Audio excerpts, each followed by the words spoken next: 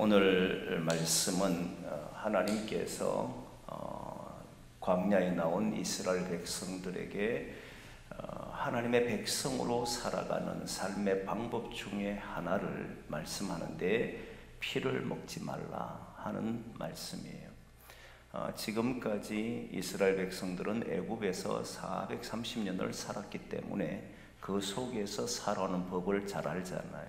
그래서 광야에 나오면 하나님의 백성으로 이제 법을 만들어야 되는데 그 법을 우리는 율법이라고 말하고, 그 율법 중에 하나는 많은 법들이 있지만 예배법도 있고, 그리고 어떤 성막하는 법도 있고, 뭐 다양한 인구 조사하는 법, 뭐 이런 여러 가지 법들이 있지만 그 내용 중에 하나가, 구체적인 내용 중에 하나가 오늘 피를 먹지 말라 하는 말씀이에요. 저는 오늘 이 말씀을 들을 때 양심에 지금까지 나는 피를 먹은 적이 있다, 이제 손을 들지 말고 제 마음으로만 그러면 오늘 본문에 보면 백성 중에서 끊어지리라 되어 있는데 어떻게 해야 되나 이런 생각도 들 분도 계실 것이고, 어릴 때부터 저는 모태신앙인이기 때문에 어릴 때부터 이런 이야기를 예전에 참 많이 했잖아요. 그러다 보니까 그게 워낙 머릿속에 깊이 박혀 있어가지고 실제 피를 마시는 거 보면 너무너무 징그러워하기도 하고 피하기도 하고, 심지어는 사슴피라고 해도 좋은 피라고 해도 잘 안 마시는 그런 일도 있고, 심지어 고기를 구워도 지금은 이제 고기를 보면 여러분 그걸 피라고 생각하지 않잖아요. 그 붉은 색깔이 이렇게 나오는 걸 보고 피로 생각하지 않고 그게 뭐 육즙이라고 이야기를 하대요. 근데 그것도 이제 그래서 어릴 때는 아예 고기도 먹지 않는 이런 일들까지 있었습니다. 그게 이제 오랫동안 워낙 주입식 교육을 잘 들어서 그렇게 되었지요. 근데 오늘 이 문제, 우리가 21세기를 살아가는 이 현실에서 피를 먹지 말라 이 말씀을 들으면 어떻게 반응을 해야 될까? 제가 한동안 또 성경을 보면서 하나님께서 하지 말라라고 한 말씀들을 쭉 하고, 특별히 영원한 언약이라는 말씀들이 있습니다. 그 내용 보면 구약 창세기에 보면 할례를 받는 일은 영원한 언약으로 나와요. 근데 뭐 할례 안 받고 사는 사람도 있고, 그거를 그렇게 중요하게 생각하지 않고 신약에 넘어오면 이제 무할례자도 하나님께서 이제 인정하시는 내용이 나오기 때문에 그 문제는 사실 쉽게 해결됩니다. 그런데 피를 먹지 말라 하는 이 문제를 어떻게 해결해야 하는가 하는 문제는 우리에게 뭐 중요하지 않고 넘어가 버리면 되는데 말씀에 있기 때문에 반드시 한 번은 짚고 넘어가야 될 문제지요. 그래서 오늘 잘 같이 나눠보고 생각을 나눠보면서 하나님의 뜻에 좀 더 가까이 찾아갔으면 좋겠다 하는 생각을 가지고 있습니다. 성경에서 피를 먹지 말라 한 이유 중에 하나가 생명은 피에 있다라고 하는 내용을 말씀합니다. 생명은 피에 있다. 근데 여러분 생각해 보면 과연 피가 생명이 있는가? 생명은 피에 있는가? 이 의학적으로, 과학적으로 이야기하면 이 사람이 살았느냐 죽었느냐를 판단할 때 피와는 상관이 사실 없게 판단합니다. 그렇죠? 피를 흘리지 않아도 죽음이 되는 경우도 있고, 피를 흘렸음에도 불구하고 살아있는 경우도 있고, 그렇기 때문에 의학적으로, 과학적으로 생명과 관련돼서 이야기할 때는 사실 저는 여기에 대해서 과학이나 의학 쪽에서는 문외한이기 때문에 그렇게 논의할 대상은 아니라 생각이 저에게는. 그러면 우리가 이 성경을 통해서 특별히 예배 속에 하나님의 음성을 듣기를 원하는 저와 여러분들이라면 하나님의 생각이 무엇일까? 왜 하나님은 생명을 피에 있다라고 말씀을 하시는가? 그 점에 우리가 관심을 가지면 피를 먹지 말라 하는 이유가 뭔지를 알게 되잖아요. 단순히 피를 마시느냐 마시지 않느냐의 문제가 아니라 하나님이 생각하는 생명이 피에 있다는 의미는 도대체 무엇일까? 정말 피는 생명일까? 생명은 피에 있는 것일까? 뭐 이런 고민을 하게 되는, 그래야만 정리를 할 수 있게 되는 거지요. 사실 오늘 10절부터 14절까지 피를 먹지 말라고 하는 이 4절에 관련돼서 5번이나 나옵니다. 굉장히 강조하고 있다는 걸 아시죠? 피를 먹지 말라는 것은 하나님께서 강조하고 또 강조합니다. 왜 이처럼 강조하느냐라고 하면 제일 먼저 오늘 성경에서 답을 제시하고 있습니다. 그 답을 제시하는 것이 뭐냐면 오늘 본문 이제 11절 말씀을 보면 같이 한번 볼까요? 11절 말씀에 나오는데 같이 한번 보겠습니다. 시작. 육체의 생명은 피에 있음이라 내가 이 피를 너희에게 주어 제단에 뿌려 너희의 생명을 위하여 속죄하게 하였나니 생명이 피에 있으므로 피가 죄를 속하느니라. 그 당시의 사람들도 지금도 그렇지만 혈련 또 혈서 또는 뭐 혈맹 이런 것들을 할 때는 그것을 맺는 방법 중에 이유가 뭐냐면 자기 목숨을 걸고 지키겠다는 각오를 할 때 대체로 그렇게 피로 언약을 맺거든요. 근데 지금도 그렇지만 고대 사람들 사이에서 맹세를 할 때도 모두 피로 할 때 있습니다. 목숨을 걸고 맺을 때는 거의 대부분 피로 합니다. 이 말은 내 목숨을 걸고 지키겠다 이 말이잖아요.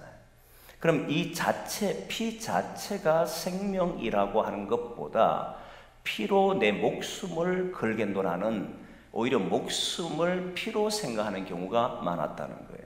근데 오늘 성경에서 보여주는 독특한 점은 하나님께서 생명이 피에 있다라고 말씀을 하고는 그리고 죄를 속하는 것을 어디에 두느냐면 피에 두셨다 이 말을 해요.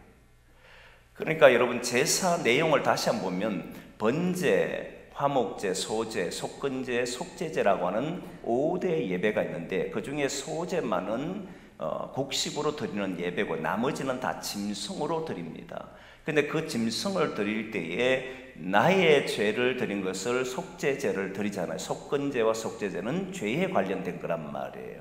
근데 이때 드릴 때 나를 드려야 되지만 내가 죄를 지었기 때문에 죄를 지은 자는 사망이기 때문에 내가 주님 앞에 죽어야 되지만 대신 짐승을 바칩니다 라고 하면서 그 짐승을 죽이는 걸 누가 하냐면 드리는 사람이 하게 돼 있단 말이에요.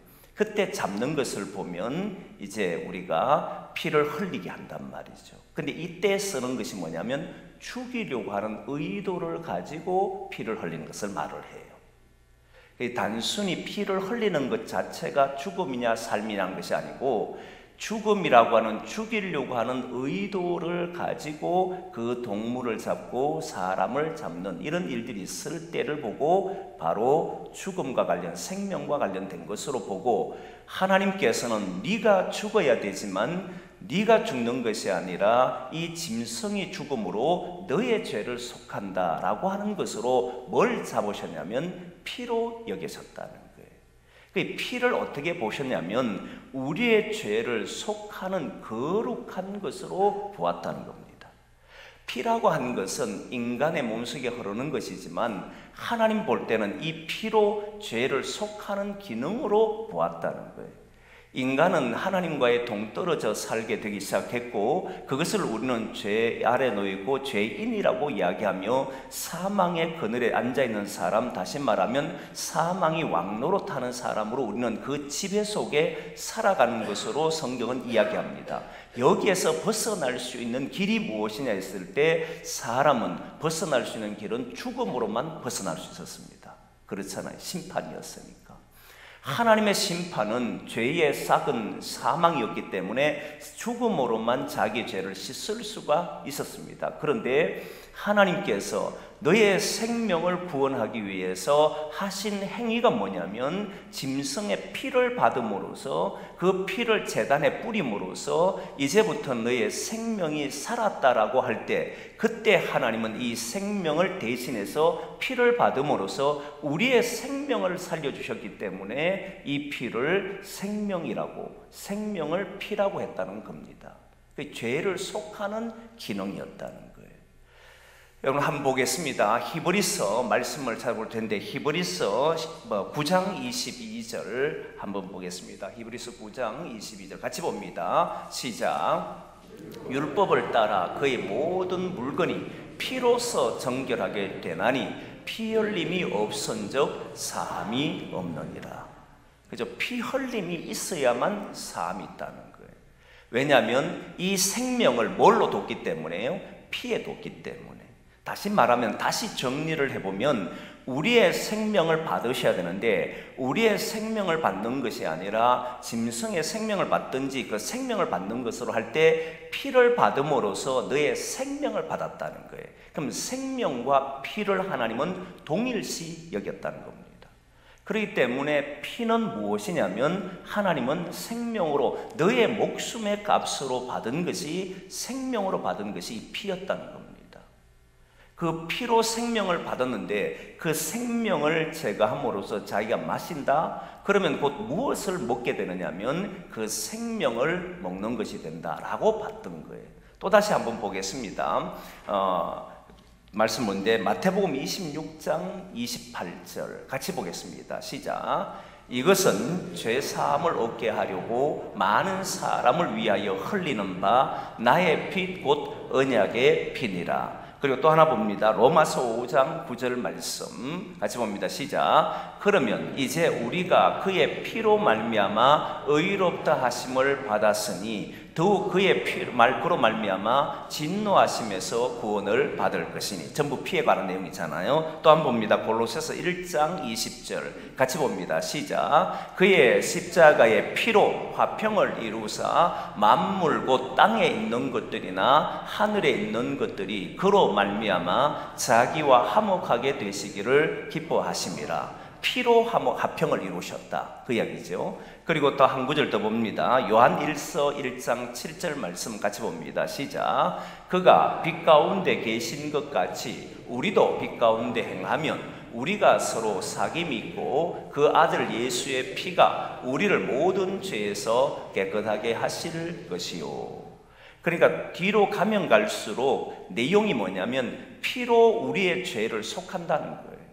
예수님이 피로 우리의 죄를 속했는 것은 다시 말하면 예수의 생명으로 우리의 죄를 속했는데 그 생명을 구원하기 위해서 뭘 했느냐면 예수님께서 피 흘리셨다, 이 말을 했거든요.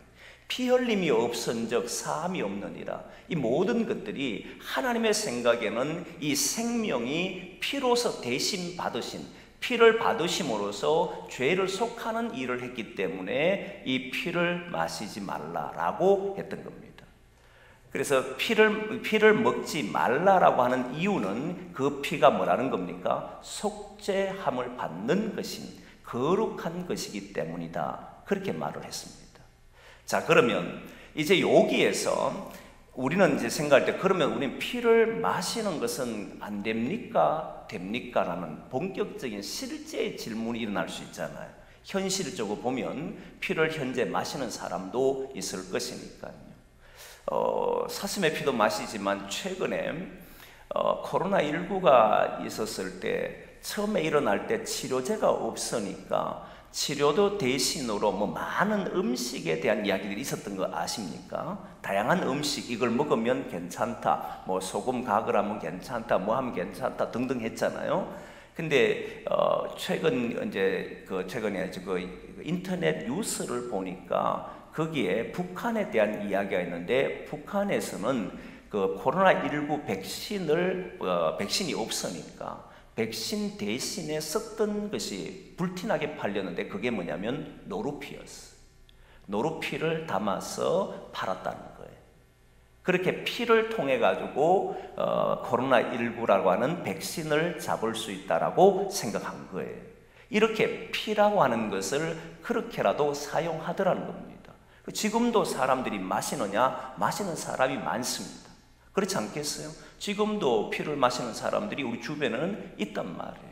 기독인들 중에는 얼마 되는지 잘 모르겠습니다만은, 그러나 피를 마시는 사람들은 여전히 존재하는데, 그럼 이 피를 먹느냐 마시느냐, 마시지 말아야 하느냐, 이 문제를 어떻게 봐야 되느냐라고 했을 때 우리는 이걸 마시느냐 마시지 않느냐의 관점을 먼저 두지 말고 하나님이 이 피를 생명에 두고 있다는, 생명이 피에 있다라고 하는 이 말씀에 좀 더 집중해야 된다고 생각. 그러면 행동할 수 있게 될 겁니다. 그럼 보면 생명이 주님에게 있고 생명이 피에 있는데 그 생명이 피에 있다라고 하면서 하나님께서 그 생명을 대신하여서 피를 받으셨다 이 말을 했잖아요. 그러면 그 생명이 모두 하나님에게 있다 이 말이에요. 자, 그러면 여기에서 몇 가지가 이제 우리가 기독인으로서 새로운 것을 정리할 수 있는 게 있는데, 그게 무엇이냐면 모든 생명에 대한 생각들입니다. 기본적으로 정리해야 될 것이 생명에 대한 우리의 생각이 뭔가. 하나님께서는 생명을 살리기 위해서 피를 뿌리시면서 피를 대신해서 우리를 살려주셨던 것이 하나님의 생각이잖아요. 하나님의 뜻이잖아요. 그러면 이 모든 생명이 하나님의 손에 있다는 이 말인데, 그래서 하나님은 예수의 피를 통해서 인류를 구원하시려고 했는데, 그럼 우리는 이 생명에 대한 생각을 어떻게 가지고 있느냐를 보아야 된다는 거예요. 그러면 이제 좀 더 정확해질 수가 있습니다. 먼저 동물에 대한 생명을 말하는 겁니다. 무슨 피든지 마시면 안 된다 그랬으니까 동물의 생명도 하나님의 것이라고 우리가 믿는다면 동물을 무참히 살해하거나 도축하는 일들은 우리가 해서는 안 된다는 거예요. 이 내용은 우리들은 누구냐라고 했을 때 이제 이 세상을 구원하신 하나님의 뜻에 맞도록 살아가는 사람이 우리라고 본다면, 우리는 이 역사 속에 살면서 인간은 이제 욕심과 욕망 속에, 지배 속에 살지만, 그러나 이제 기독인이라고 하는 예수 그리스도를 믿는 사람이라고 하는 것은 욕망과 욕심에 사로잡혀 사는 사람이 아니고 하나님의 뜻에 맞도록 사는 사람이라면 자기 욕심에 따라서 자연이든 동물이든 함부로 해야 하는 일들을 해서는 안 된다는 거예요. 이미 우리는 새로운 공동체를 가지고 살기 때문에 자기 욕심에 이끌려서 무참히 세상을 파괴하는 일들을 우리의 손으로 할 수가 없다는 거예요. 이유는 하나님께서 이 땅을 거룩하게 하셨고 이미 그 생명을 하나님이 받으셨기 때문에, 그렇기 때문에 우리는 생명을 함부로 해야 하는 일을 해서는 안 된다는 거예요. 그러면 동물을 해하는 것에서 동물로 인해 가서 먹는 일들 있잖아요. 가축을 도축해서 먹는 것은 됩니까? 안 됩니까? 했을 때 그 문제를 말하는 게 아닙니다. 여러분, 지금 세계 곳곳에서 이제 채식주의자들이 늘어나서 비건 식당이 많이 늘었습니다. 비건 식당은 예를 들어 콩이나 두부나 이런 것들을 통해 가지고 고기와 같은 질감을 느끼게 하고 식감을 느끼게 해서 먹는 그런 거잖아요. 그 단백질을 섭취하는데 동물의 단백질이 아니라 식물로서 단백질을 섭취하려고 하는 사람들이 늘어납니다. 그리고 일부에서는 동물들을 먹지 않는 것이 성경적인 생각이라고 말하는 사람도 있습니다. 근데 지난 시간에 우리가 말씀을 봤지만 노아 홍수 이후에는 하나님이 우리에게 동물을 먹을 수 있도록 허락을 해주셨습니다. 그렇기 때문에 먹느냐 먹지 않느냐로 정죄할 대상은, 판단할 대상은 아닙니다. 그 자체는 저는 문제가 없다고 생각해요. 문제가 뭐냐면 하나님께서 생명을 귀중하게 여기는데 자기 욕심과 욕망에 따라서 나의 유익과 이익에 따라서 동물을 무참히 살해하거나 무참하게 짓밟는 행위들을 금지하고 있다는 겁니다. 이거를 잘 아셔요. 그래서 여러분 보면 간혹 TV를 통해서 동물에 관련된 내용들을 보면 그 동물들을 기를 때에 인간의 욕심과 이기심에 의해서 무참히 기르고 죽이는 일들을 우리는 눈으로 보지 않습니까? 그리고 그것을 아무런 죄책감 없이 살아가는 사람이 많습니다. 순전히 딱 하나예요. 돈 때문에. 자기의 돈벌이로 인해서 하는 일들, 이런 것으로 인해서 하더라는 거예요.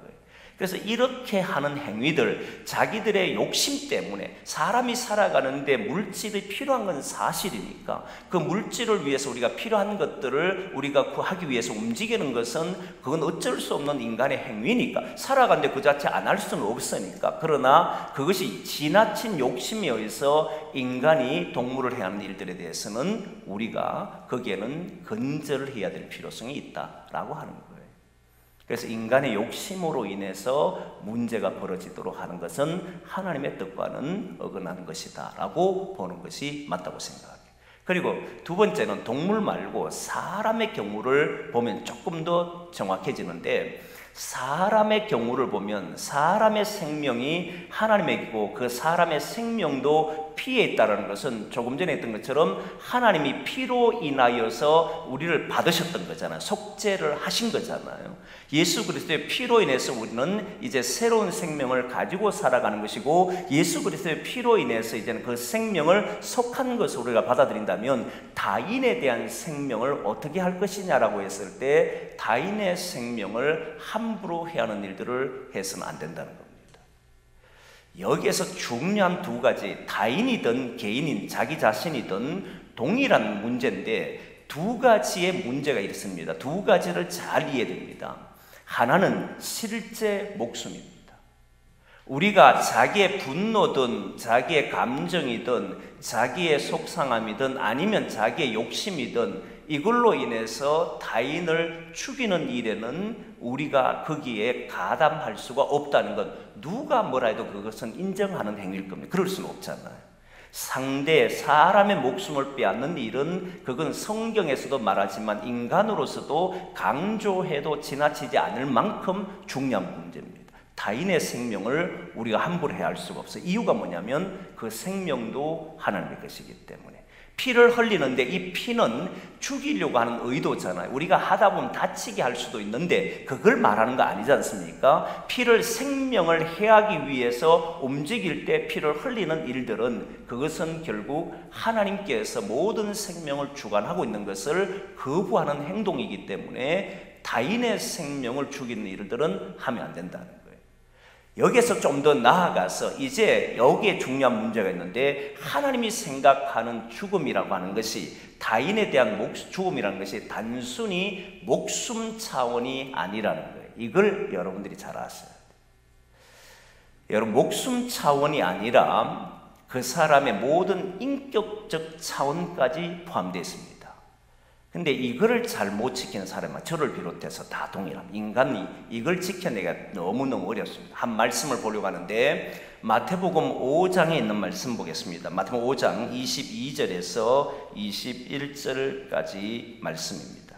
21절에서 22절까지 같이 한번 보겠습니다. 시작. 옛 사람에게 말한 바 살인하지 말라. 누구든지 살인하면 심판을 받게 되리라 하였다는 것을 너희가 들었으나 나는 너희에게 이르노니 형제에게 노하는 자마다 심판을 받게 되고 형제를 대하여 라가라 하는 자는 공회에 잡혀가게 되고 미련한 놈이라 하는 자는 지옥불에 들어가게 되리라. 자, 여기에 보면 형제에게 노하는 자, 그리고 형제에 대해서 라가라 바보라고 하는 사람, 그리고 형제를 향해서 미련한 놈이라고 그렇게 말하는 사람들 모두를 살인자로 규정했습니다. 이 내용은 살인에 관한 이야기거든요.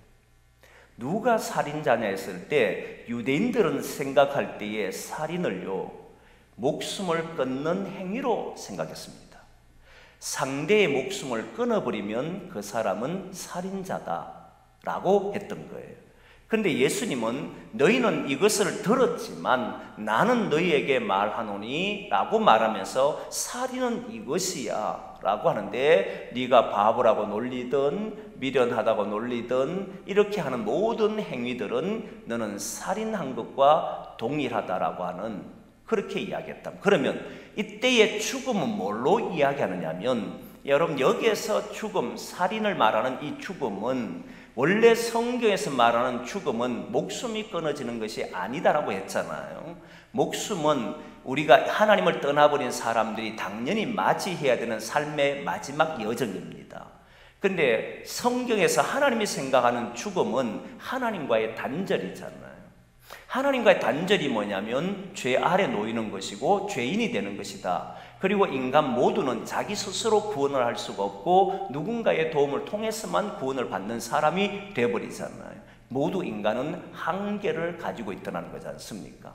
인간은 그 한계를 못 벗어납니다. 그 한계가 뭐냐면 모든 인간은 두려움과 불안이라고 하는 이 한계 속에 살아가요. 환경이 주는, 삶이 주는, 주변이 주는 두려움과 불안을 이겨낼 수가 없기 때문에 그 두려움과 불안을 이겨내기 위해서 하는 모든 행위들이 보면 친구를 만나고 결혼을 하고 아이를 낳고 사랑한다 소리하고 위로한다 소리하고 섬긴다 소리하고 다 해도 엄밀하게 따져보면 거기는 불안과 두려움이 자리 잡고 있다는 거잖아요. 이런 속에 사는 것을 보고 죽음이다, 이렇게 성경은 이야기한단 말입니다. 그러면 예수님이 생각하는 이 죽음은 무엇이었냐면 사람들로 하여금 자꾸 하나님에게서 멀어지도록 하는 것을 말하더라는 거예요. 하나님에게서 자꾸 멀어지게 해서 그 사람의 마음이 어두워지게 하고 그 사람의 마음이 병들게 하고 그 사람의 삶 자체가 이겨내지 못하게 하고 그 사람 자체를 무너뜨리는, 목숨을 끊는 행위가 아니라 그 사람 자체를 희망을 갖지 못하도록 자꾸 어둠의 지배 아래로 들어가게 하는 행위들을 보고 무슨 행위로 봤냐면 죽음의 행위로, 살인으로 봤다는 겁니다. 여기에 대해서 우리 기독인들이 자각을 하지 못합니다. 이걸 정말 심각하게 생각해야 돼요. 여러분, 우리는 사람을 살인한다는 것이 목숨을 끊는 행위로 보지만 하나님의 생각은 우리로 하여금 하나님께로 가까이 가도록 만들어야 될 성도들이 하나님에게서 멀어지도록 한다는, 이것이 성경에서는 죽음으로 본다는 사실이에요. 그걸 살인으로 본다는 겁니다. 여러분, 보면 우리가 살아가면서 말을 하지 않을 수가 없고 행동하지 않을 수가 없습니다, 사람은. 근데 의도하든 의도하지 않든 우리는 살아가는 사람들을 힘들게 할 수 있는 요소들을 다 가지고 있습니다. 누구도 부인할 수 없습니다.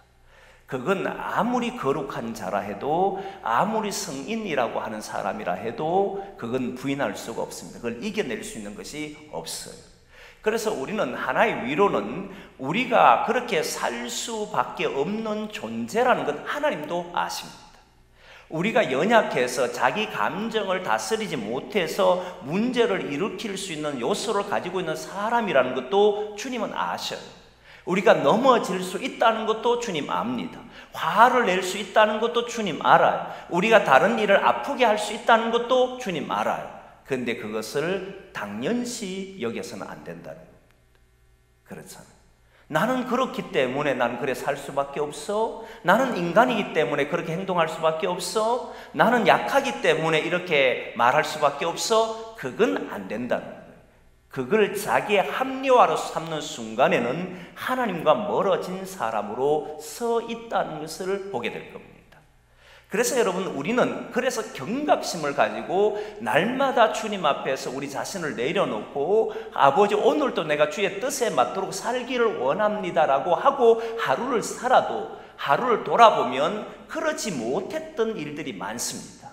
그때 또 회개하고 다시 자기를 돌아보며 주님의 뜻대로 살기를 결단하는 것이 매일의 반복이잖아요. 그래서 매일 시작할 때도 주님 앞에서, 매일 마무리할 때도 주님 앞에서 이렇게 해야 되는 거예요. 여러분들이 넘어질 것 주님 압니다. 저도 실수할 것 주님 압니다. 우리가 잘못해서, 말 잘못해서 상처 줄 것 주님 아십니다. 상대를 힘들게 할 것도 주님 아십니다. 그러나 그것은 나는 인간이기 때문에 그렇게 하는 게 옳아라고 말하는 순간에는 우리는 뭔가가 잘못된 그런 길을 걷고 있다는 거예요. 만일 그것이 드러나면 뭘 해야 되냐면 회개하고 다시 주님 앞에 서려고 하는 것이 바로 신앙인의 삶의 태도다. 그걸 이야기하는 거예요. 그래서 여러분은 살인이라고 하는 것을 조금 무겁게 받아들이셔야 돼요. 주일날 오면 또는 예배 시간에 오면 제가 무겁게 하는 것을 잘 원치는 않지만 이건 조금 무겁게 받아들이셔야 돼요. 여러분, 우리의 삶의 기본 달려가는 길은 하나님께로 가까이예요.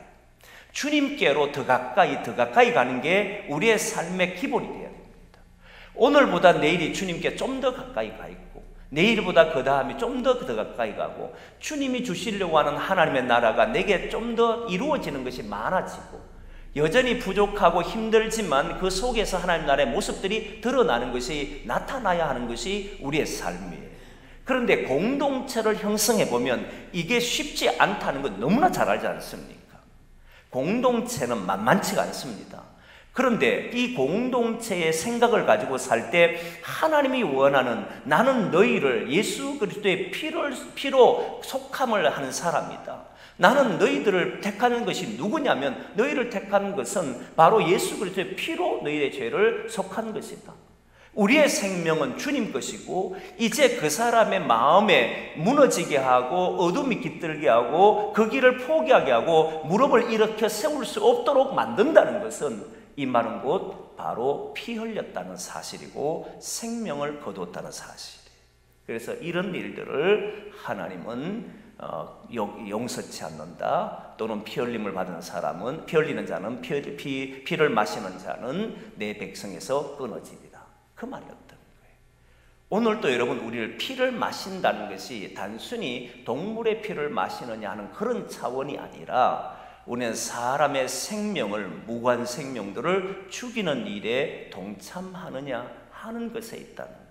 그래서 저와 여러분들은 피를 마시느냐 마시지 않느냐로 말한 자가 아니라, 주님이 가장 귀하게 여기는 타인의 생명을 함부로 해하는 일을 해서도 아니 될 뿐만 아니라, 함부로가 아니라 생명을 해하는 일은 어떤 일에도 하지를 말아야 되고, 동시에 그의 심령, 그의 살아가는 삶 전체를 무너뜨린 일들을 하지 않도록, 점점 우리를 통해서 사람들이 주님께로 더 가까이 나아갈 수 있도록 그 길을 열어주는 사람이, 그런 사람이 저와 여러분 되기를 원합니다. 그게 우리가 살아가는 길이라는 거예요.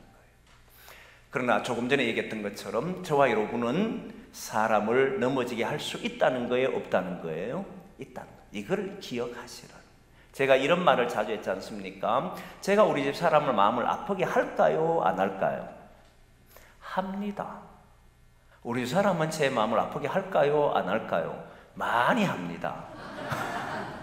안 할 것처럼 보입니까? 다 합니다. 저는 우리 자식들을 힘들게 할까요? 안 할까요? 합니다. 왜 안 하겠습니까? 그게 인간이에요. 안 하고 싶어도 하게 되어 있습니다. 그런데 그게 옳다라고 우리 말하면 안 된다는 거예요. 우리는 그 길을 택하는 것이 아니라, 그러면 회개하고 다시 그 모든 이에게 또 주의 능력과 사랑이 임할 수 있도록 그 길을 찾아가는 사람들이 우리들이다. 왜냐하면 우리는 길을 아니까요. 어떻게 살아야 하는지 아니까. 피를 흘리는 것이 얼마나 무섭다는 것이 아니까. 그래서 저와 여러분, 피를 흘리는 자가 아니고 피를 마시는 자가 아니라 생명을 살리는 자로 걸어가기를 소망합니다. 그게 타인에 대한 생각이에요. 개인에 대한 생각을 하려고 합니다. 나 자신, 여러분 자신을 이야기하려고 합니다. 여러분, 개인의 생명도, 자기의 생명도 우리는 피를 마시면 안 됩니다. 자기의 피를 흘리게 해서도 안 됩니다. 이때 피를 흘린다는 것은 상처를 나게 하는, 우리나라 옛날 사람들이 부모가 주신 어떤 신체를 상하게 하는 것은 이제 불효자다 할 정도였잖아요. 피를 흘리게 하는 것도 다 부모의 마음을 아프게 하고 그런 의미가 아니에요. 여기에서 말하는 것은 자기 목숨을 끊는 행위를 말하는 겁니다. 살인을 말하는 거예요. 다시 말하면 생명을 사라지게 하는 것을 보고 이야기한다는 거예요. 생명을 사라지게 할 때에 자기 개인의 생명을 끊는 경우가 있습니다. 근데 이때는 조금 조심해야 될 부분이 있습니다. 왜냐하면 우리 시대가 많은 이들이 너무나도 힘겨운 삶을 살다가 목숨을 끊는 사람이 주변에 있습니다. 그때 그 가족의 아픔을 가지고 평생을 살아가는 분들이 있기 때문에 이렇게 말할 때에 조심해야 되는 부분이 참 많습니다. 그러나 근본적으로 두 가지를 먼저 이야기하려고 합니다. 그것은 첫 번째 이야기하고 싶은 것은, 우리가 어쨌든 자기 목숨을 스스로 끊는 행위는 기본적으로는 하나님 앞에 옳지 않는 것이다 라고 하는 거예요. 이 점은 명확해야 합니다.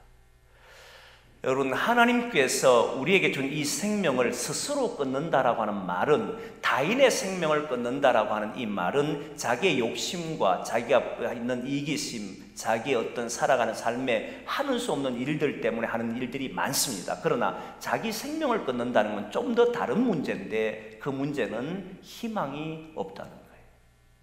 사람이요, 지푸라기라만 있어도 사람이 발부둥을 칩니다. 근데 지푸라기가 없으면 그대로 물속으로 잠겨버립니다. 이 말은 희망이 아예 없다고 생각했을 때는 포기를 해버리잖아요. 근데 스스로 자기 생명을 포기한다는 말은 희망이 없다는 말입니다. 그에게는 어떤 기대도 없다는 말인데, 그런데 그가 놓친 게 있습니다. 뭘 놓쳤습니까? 하나님에게 소망을 두는 것을 놓쳤고, 모든 생명이 하나님에게 있다면, 나에게 생명을 주신 이가 하나님이시라면 끝내 내 생명을 거두어 가실 리도 하나님이시기 때문에 오늘 내가 목숨이 붙어 있다라고 하는 이 사실은 하나님이 책임져 주신다는 겁니다. 그러니까 희망을 지푸라기에 뒀다는 거예요. 희망을 이 세상에 두니까, 눈이 자꾸 거기에 고정되니까 나는 이 땅에 소망이 없어 라고 하면서 자기의 목숨을 끊었다는 거예요. 근데 기독인의 소망은 하나님께 있습니다. 하나님께 둘 때만이 소망이 꺾이질 않아요. 인간이 가지고 있는 소망과 희망은 우리를 속일 때 많습니다.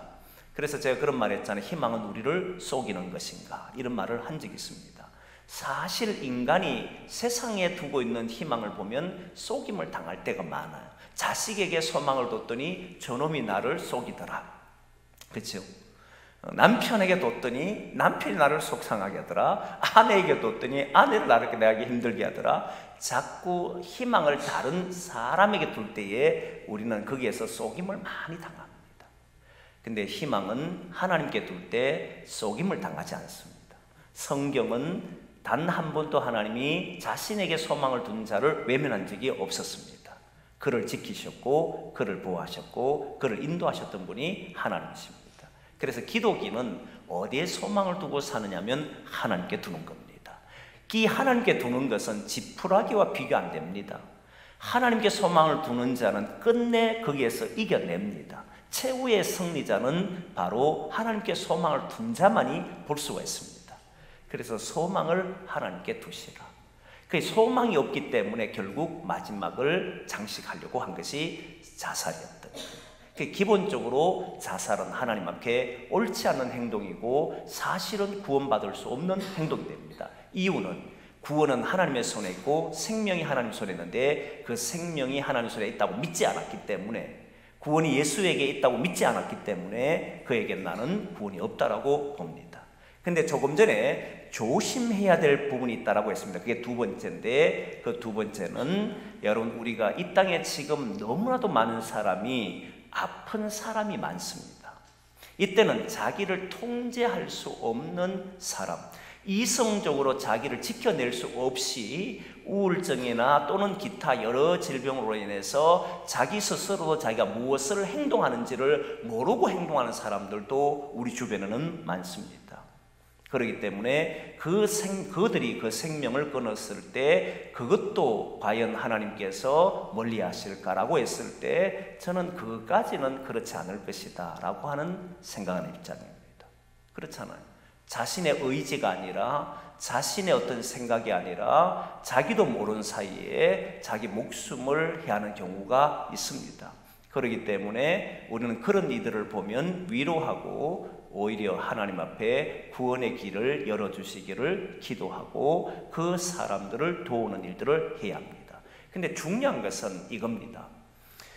지금 이 사회가 이만큼 병들어갔습니다. 정신적으로 나약해진 사람이 이 땅엔 너무나도 많습니다. 이 말은 교회가 해야 될 일이 너무너무 막중해졌다는 겁니다.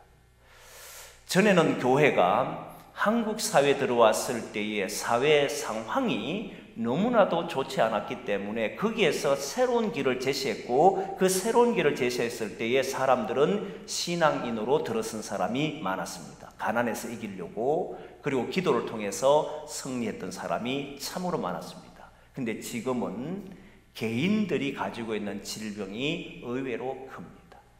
마음의 병들이 너무 커요. 그래서 스스로 이길 수 없어서 괴로워하는 사람들이 너무 많고, 그리고 그 삶 자체를 엉망으로 만들어가는 사람도 너무너무 많습니다. 이제 우리 시대가 해야 될 일은, 교회가 해야 될 일은 바로 그들에게 산소망, 소망을 줄 수 있는 곳이 되어야 합니다. 그래서 에스겔서의 에스겔 47장의 성전 문지방에서 생명수가 흘러나와 강을 이루고, 그 강이 흘러넘쳐서 온 대지를 적셨을 때 그곳에 꽃이 피고 열매가 맺고 과일이 맺히는 것처럼 우리는 그 일을 지금 교회들이 해야 합니다.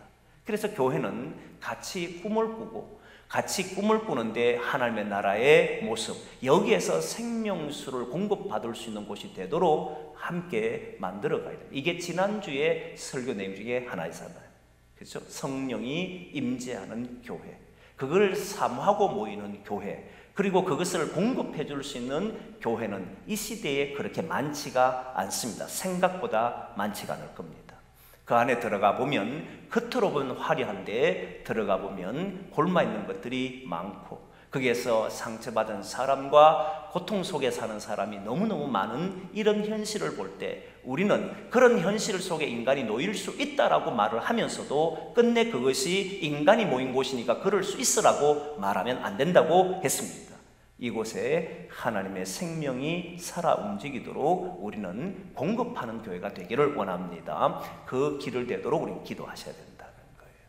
이제 개인에 대해서도 마찬가지로 생명에 대한 이야기를 이제 했는데, 개인에 대해서도 죽음이라고 하는 것 이야기할 때 조금 전에 그 타인에 대한 죽음도 자신의 사람의 생명을 어둠에 끌고 가면 안 된다 했잖아요. 그러듯이 개인을 통해서도 크게 두 번째는 자기 자신을 자꾸 어둠으로 끌고 가는 일을 하면 안 됩니다. 실패가 일어났을 때 사람들의 마음은 굉장히 위험해집니다.